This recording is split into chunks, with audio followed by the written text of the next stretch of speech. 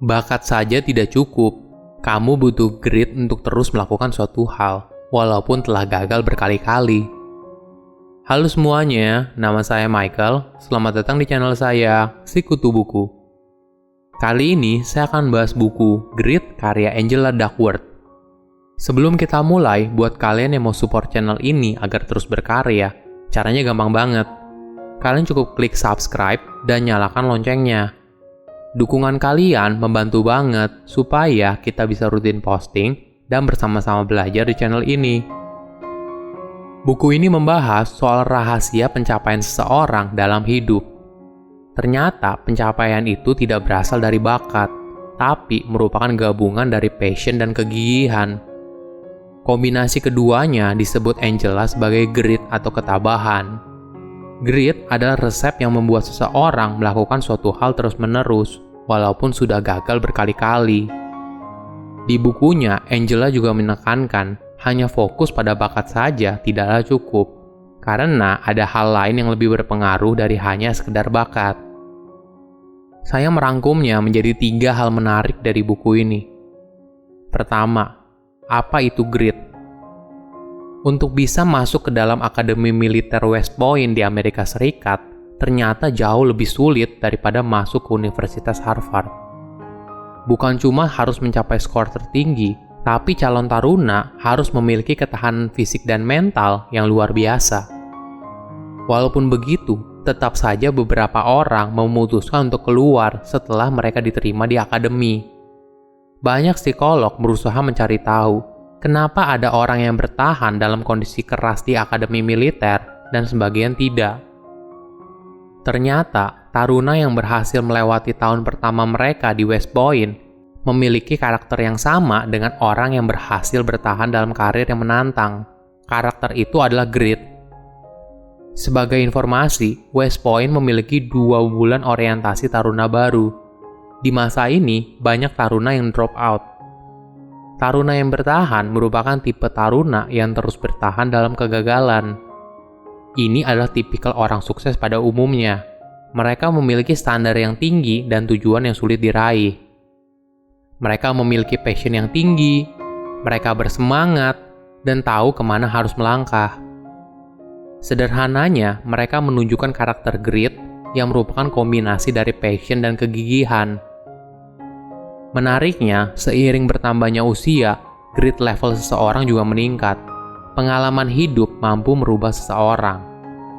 Kita belajar tentang apa yang kita suka dan tidak suka. Kita juga beradaptasi seiring waktu. Kita berubah jika diperlukan. Yang paling penting, grit tidak statis. Kita bisa mengembangkannya.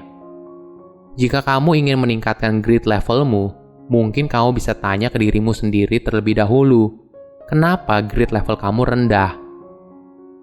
Banyak alasan orang untuk menyerah. Mungkin karena mereka bosan, merasa tidak ada gunanya, atau tidak percaya pada kemampuan diri mereka sendiri. Untuk mengatasi hal ini, Angela menyarankan ada 4 ciri dari grit yang kamu butuhkan. Pertama, kesukaan. Lakukan hal yang kamu suka.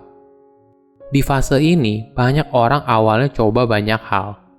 Seiring berjalannya waktu, dia akhirnya tahu apa yang benar-benar dia sukai. Kedua, latihan. Sesuka apapun kamu terhadap suatu hal, kalau kamu tidak latihan, maka kamu tidak akan berkembang. Latihanlah setiap hari, hingga akhirnya kamu bisa menguasai keahlian tersebut. Ketiga, tujuan. Apa alasan kamu melakukan hal tersebut? Tujuan biasanya berbicara soal keinginan diri untuk berkontribusi terhadap hal yang lebih besar dari dirinya sendiri. Biasanya, seseorang menghabiskan bertahun-tahun mengembangkan keahlian dan minat mereka sebelum akhirnya menemukan tujuan hidupnya. Keempat, harapan. Harapan adalah ekspektasi. Kalau usaha yang kita lakukan mampu menghasilkan masa depan yang lebih baik. Poin inilah yang memberikan kita kekuatan untuk terus melangkah setiap kali kita menemui kegagalan.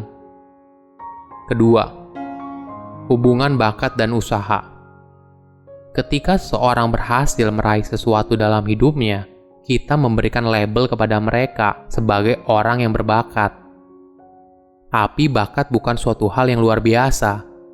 Kenyataannya, itu adalah hal yang umum. Kita merasa bakat itu adalah sebuah anugerah dan sesuatu yang terjadi secara alamiah. Padahal, bakat baru bisa memberikan hasil yang luar biasa jika dibarengi dengan usaha.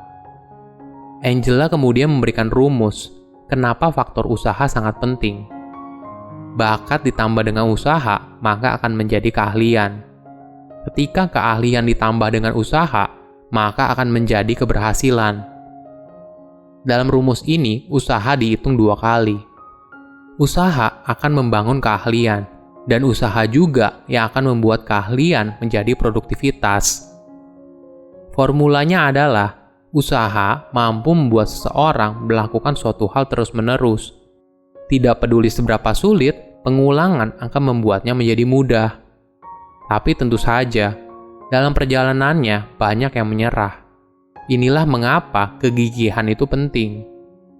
Kegigihan akan membuat seseorang tetap pada pendiriannya untuk melakukan suatu hal dalam waktu yang lama, hingga akhirnya menjadi master di bidangnya. Walaupun kerja keras itu penting, kenyataannya dalam hati kecil kita masih berpikir kalau bakat itu lebih penting daripada kerja keras. Pada tahun 2011, ada penelitian yang memberikan para ahli musik 2 jenis rekaman. Rekaman pertama berasal dari musisi yang berbakat, sedangkan rekaman kedua berasal dari musisi yang bekerja keras selama bertahun-tahun. Walaupun awalnya para ahli musik ini berkata kalau mereka lebih cenderung pada kerja keras, tapi penelitian ini menunjukkan hasil yang sebaliknya. Mayoritas para ahli musik memilih rekaman pertama yang berasal dari musisi yang berbakat. Uniknya, 2 rekaman itu berasal dari musisi yang sama. Itulah kenyataan yang ada di dunia, di mana orang dengan bakat alami dianggap lebih baik daripada orang yang bekerja keras. Ketiga, cara mengembangkan grit level. Lingkungan yang kondusif dapat membantu seseorang untuk mengembangkan grit levelnya. Angela membaginya menjadi 3, parenting, tempat latihan, dan budaya. Parenting yang dimaksud bukan hanya terbatas pada hubungan darah, tapi merupakan sebuah perilaku untuk mengembangkan orang lain. Hubungan ini juga bisa dilakukan oleh guru, pelatih, atau siapapun yang mampu memberikan panduan bagi orang lain. Orang dengan grit level tinggi biasanya memiliki paling sedikit 1 orang yang memotivasi dia untuk bisa mengembangkan potensi yang ada dalam dirinya. Kedua adalah soal ekstrakurikuler. Riset membuktikan anak yang berpartisipasi aktif dalam kegiatan di luar kelas memiliki kemampuan yang lebih baik di banyak bidang. Selama jadwal anak tidak terlalu padat, kegiatan ekstrakurikuler akan membantu pertumbuhan mereka. Yang terakhir adalah budaya. Nilai-nilai yang dianut oleh perusahaan atau organisasi juga mampu menumbuhkan grit level seseorang. Sederhananya begini, jika kamu ingin hidupmu berubah, maka bergabunglah dalam komunitas yang tepat. Contohnya, jika kamu ingin rutin bersepeda, coba ikut grup sepeda. Kamu akan dikelilingi oleh orang yang memiliki semangat yang sama. Pada akhirnya, semangat mereka akan menular ke kamu, dan tanpa kamu sadari, akhirnya itu akan menjadi sebuah kebiasaan. Potensi dalam diri itu penting, tapi jauh lebih penting adalah kerja keras yang kamu lakukan. Grit merupakan resep yang membantu kamu terus berjuang walaupun kondisi tidak mudah.